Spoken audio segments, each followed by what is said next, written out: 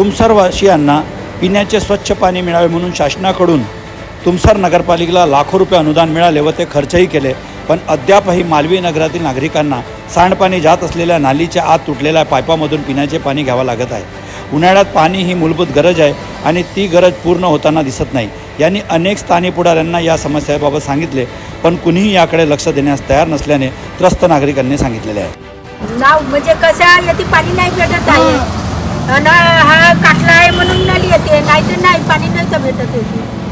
सांग बोला ना, म्हणून पाणी भरपूर आम्ही चरीवरी आता कसं करत्या पाणी नाही भेटत म्हणून काढावं लागते असं आहे।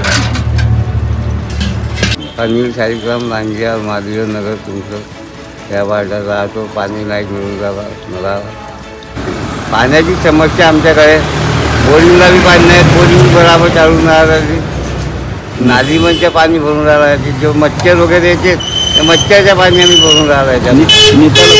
हां, कोणी लक्ष करत नाही याच्यामध्ये, कोणी वार्ड मेंबरनं कोणी पत्रकार सांगितलं पण कोणी एक लक्ष नाही करून राहिलं।